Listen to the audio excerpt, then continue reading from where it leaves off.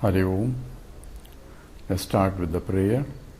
Om Sahana Vavatu Sahanau Bhunaktu Sahaviryam Karavavahai Tejasvinavadhitamastu Mavit Vishavahai. Om Shanti Shanti Shanti. Chinmayam Vyapiyat Sarvam Trailokyam Sacharacharam Tatpadam Darsitam Yena Tasmai Sri Gurave Namaha. Sri Gurubhyo Namaha. Hari Om. So we have introduced now what is the notion of a jiva and how the Ishvara concept also arises. Ishvara concept arises because once I recognize that I am this body, mind and intellect, which is also called ego, because Ahankara says I am this, and therefore when I say I am this, obviously that inclusion of this as I am involves exclusion of all that doesn't belong in this. So I am not that, I am not that, I am only this. So that's exactly what our biodata implies. It says I am this, this, this. Therefore, an inclusion of all this obviously implies exclusion, and therefore is a limitation of myself. I am only this and not that. I would like that also to become mine. Therefore, all my processes, I would like to gather more and more of that, so that I grow, because what I have is become what I am. And therefore that becomes an egotistical process. All my life is spending trying to acquire this and acquire this, because the more I have and more I am, and that becomes a process of struggle. And all that is because I want to be happy, I want to be full, I want to be complete. So we have analyzed all that systematically and come to a stage where I am identifying myself, I am this body.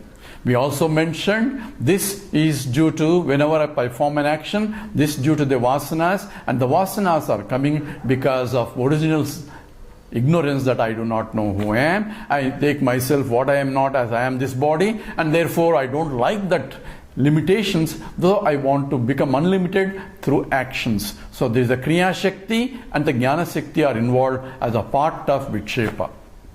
This is true at the macro level, and this is true at the individual level. So the Kriya Shakti is facilitated on the Jiva level by Karmendriyas, and the Jnana Shakti are facilitated by or being fulfilled by the Jnanendriyas. So we have 5 Jnanendriyas which were introduced due to the 5 sense organs. And there are also 5 karmendriyas, organs of action, and organs of actions are also part of the total body. And this we have systematically analyzed. Now we also have to tell that this Maya is same as Prakriti. Mayanta Prakritim Vidyat. Therefore, the scripture says what you call is Maya is same as Prakriti, and Prakriti is the cause for production of the whole universe. It says Maya Adhyakshena Prakritihi Suyati Sacharacharam. Therefore, under my guidance, the Prakriti is projecting the whole thing. So it is Maya Shakti projecting the whole thing based on the vasanas of the total vasanas of all being put together is the cause for the total creation, and for that is the Ishvara creation. And for the individual creation, I am creating my own notions, because when I see something, I have my own imaginations of what it is, even though what it is the Ishvara Srishti. What I think it is becomes a Jiva Srishti also comes into picture, and there it is my own creation comes in, and that part is also a part of Pratibhasika Satyam that we have mentioned. And when I go to deep sleep state, same Maya Shakti as though manifests as Nidra Shakti with the 2 same powers as the Avarana Shakti and Vikshepa. Avarana means is covering, the covering that I am a waker that is sleeping now. It covers, and then Vikshepa projects the whole dream world, and in the dream world I am in fact the Ishvara for the creation of the whole dream world, depending upon the Ishvara creating on the basis of the vasanas that are there. So my hands are tied. What I am going to dream depends upon these vasanas only. even though I have capacity to create. And I have a knowledge of creation of my dream, just as the Ishvara has the knowledge of creation. I am a Sarvajna of my dream world. And as though I enter myself into the dream as a jiva, so I am a waker, as though creating all jivas, but entering into one jiva as I am this and not all that also. With my own body, mind, intellect, in my dream world, with the same criteria, I am a perceiver, I am a feeler, I am a thinker, and there is a world of objects and world of thoughts and world of feelings, exactly another BMI in my own dream world too. And there is an Ishvara there, and there is a Vasanas. Same chart can be applied for a dream subject, and for him that is a real, and only when he is awakened to the higher state of consciousness, it is unreal for him, because there is nothing or no tiger, nothing or no forest, all are dissolved back into me. So it came from me, sustained by me, it goes back into me. Therefore I am the Brahman of that creation itself. So if you see, it's an identical process. Therefore, Vedanta provides exactly parallel system, says this is exactly what it is. So it's not, there is nothing really, scientifically it is absolutely correct. And therefore, we see the problem, and now we have to analyze the problem. How do I wake up from my dream world to know that the whole projection is nothing but my own, so I don't have to suffer really there. I am not starving there because I already ate full meals before I went to sleep. The same way, I am already full. Looking at the waking world, I had to recognize, because I am longing for infinite absolute happiness, but I am only going in the wrong direction, because I am trying to fulfill the happiness because I want this, so that I think I will be happy, I will be going to be full. But adding finite things cannot make me infinite. So only way is to recognize that there is no way I can gain infinity through any of the worldly process. That we said is the first requirement for me. Then I become a mumukshu. Then I had to go into search of what is, because I had to recognize that it is due to avidya, due to ignorance of myself. This is the problem, because happiness is not outside, happiness is coming from me only. Even in this Vishayanande, even in my enjoyment of all the objects, happiness is coming from me only. But so if I understand clearly, there is no happiness outside, I had to tap that happiness, and therefore, if I am contented with what I am already, then there is no more longing mind and a wanting mind or a desiring mind for me to be happy, because I am already happy. That knowledge has to come when I recognize myself, I am already full. For that only, scripture advises us to go to a teacher. So we have analyzed the whole process, and we have come to a level where the jiva has to inquire in terms of his nature. And we introduce now the Kriya Shakti and the Jnana Shakti. And the problem is here, I have not recognized myself that there is no happiness out there yet. That recognition is a prerequisite for me to go into Vedantic study, to analyze who am I, to inquire what is my real nature. The problem is, my mind is not convinced that there is no happiness out there. Why? Because of my attachments of ragadveshas, because of the vasana pressure, it is very difficult for me to understand or even withdraw my mind. Yes, logically I understand I am happy because of myself, because its happiness is not in the coffee or not in the tea, but yet first thing in the morning is I want a cup of coffee. You can have Vedanta, but let me first have a coffee, and then we can listen to all the talks about that happiness not in the coffee. All those things we can listen, but ultimately I need that cup of coffee. Why? I am not fully intellectually convinced that there is no happiness there at all. I am still longing for this, longing for that. That is what is called the impurity of the mind.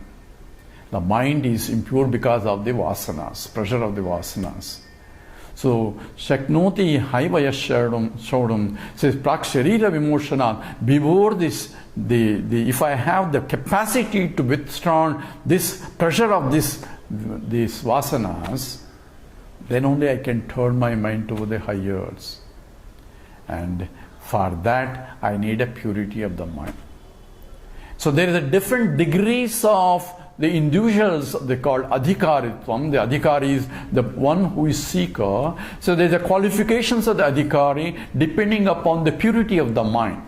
Remember, if the mind is completely pure, the reflection occurs in all billions. And the mind is now able to contemplate on the truth that is being expounded by the Vedanta. If the mind is agitated, it's not available for even to knowledge to take place. So mind has to be first purified before Vedanta Shravanam becomes any useful at all.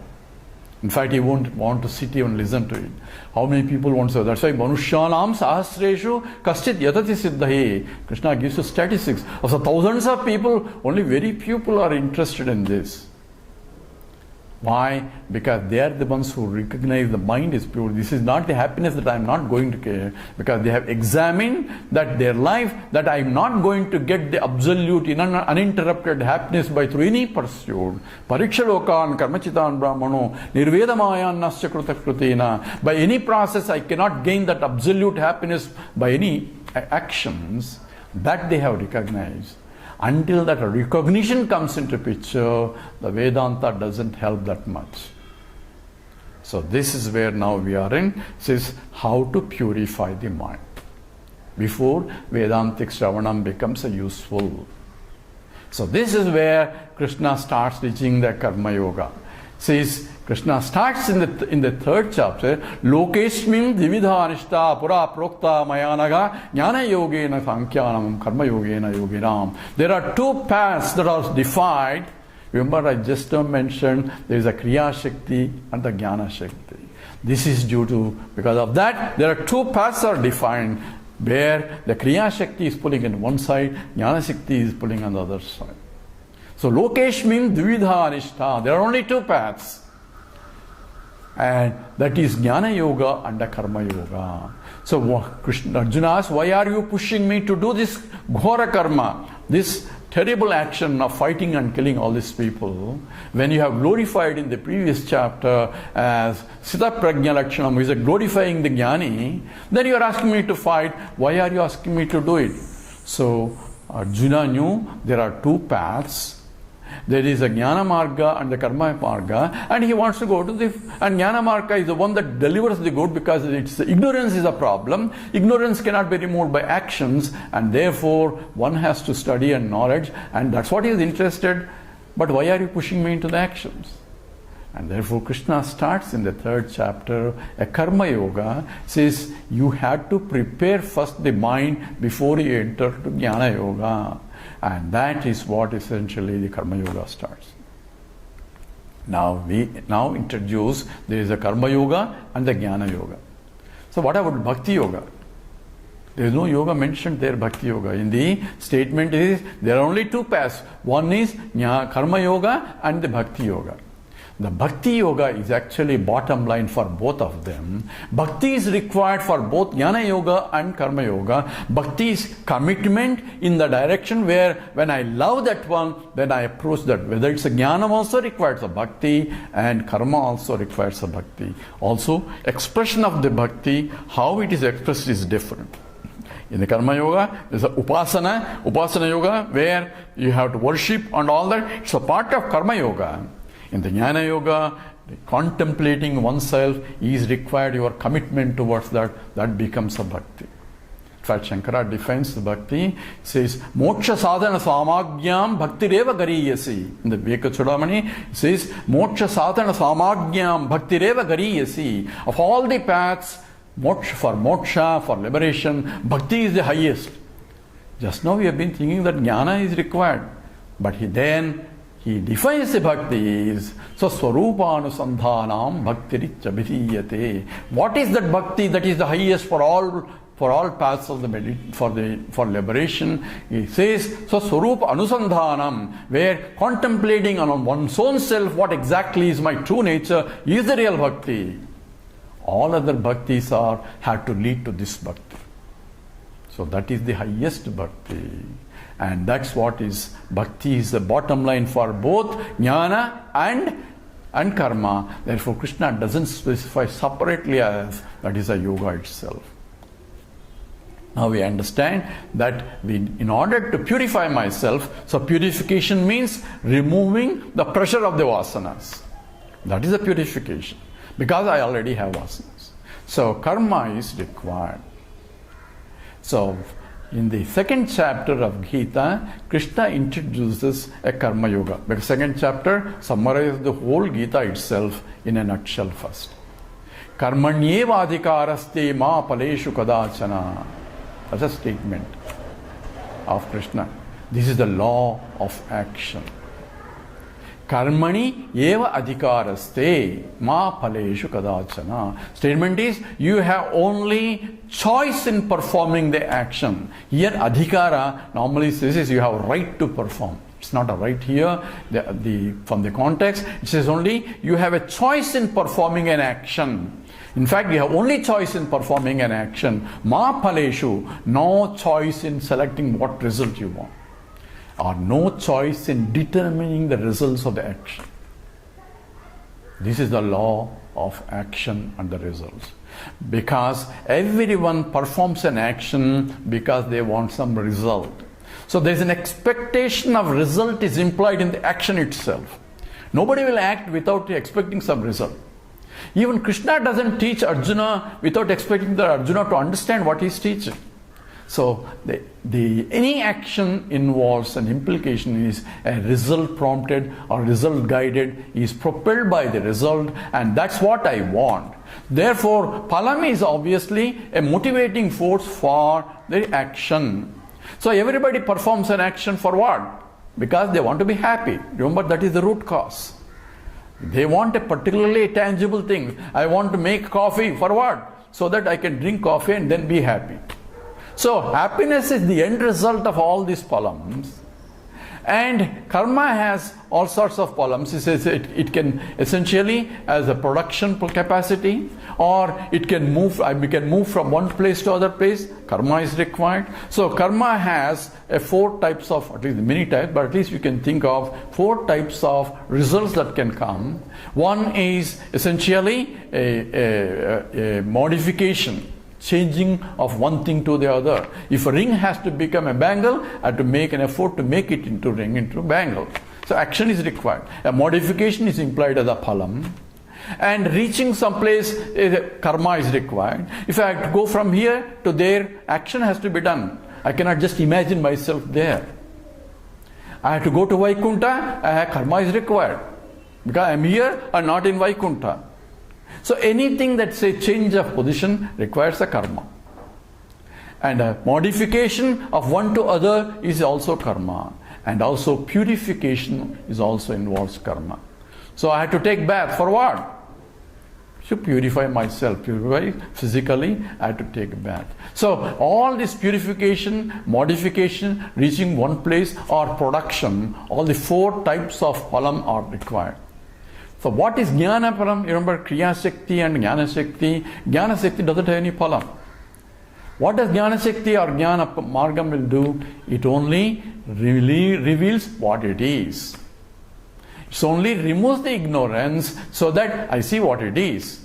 So knowing what it is essentially what the end result of Jnana. No other palam other than that.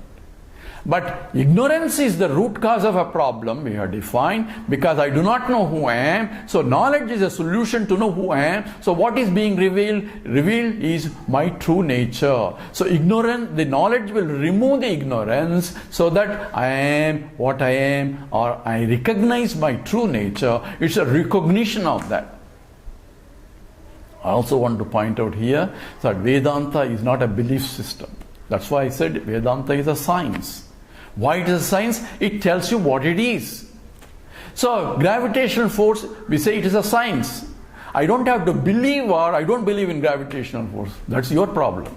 But whether you believe it or not, gravitational force is gravitational force. If you don't believe, jump from the 4th floor and see what happens. So this Vedanta doesn't say it's not a belief system. It tells you what you really are compared to what you think you are. It is like a mirror now showing you this what is really you are, not what you're thinking you are. And it reveals your true knowledge. So I am existent and I am conscious entity is not a belief. It's not something, oh, I don't believe in I am an existent quantity. That's your problem. So it is essentially reveals my true nature. Why Vedanta? I don't need even Vedanta also to tell me that I exist and I am conscious entity. Right?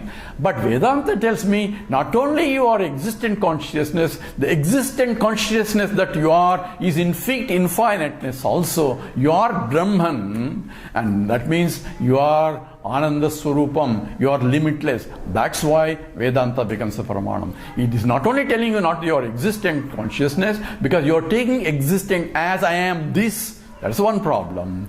But you are actually Brahman, and this is notion only, and that what is Vedanta is as a real science to tell you the truth about yourself, truth about the world, and truth about your actions and the reactions and all that. And in that, we'll go now into more deeper analysis of what exactly is Karma Yoga involved and how it can purify my mind. This is essential for both the spiritual seeker as well as even the one who is really interested in the material world also. We need to understand how the action and what are the results and what are the rules of the action and the results. This we have to know for us to even to live correctly in this world. That will stop and we'll do the prayer now. Om Purnamada Purnamidam Purnat Purnamudachyate Purnasya Purnamadaya Purnameva Vasishyate. Om Shanti Shanti Shanti. Harihi Om. Shri Gurubhyo Namaha. Harihi Om.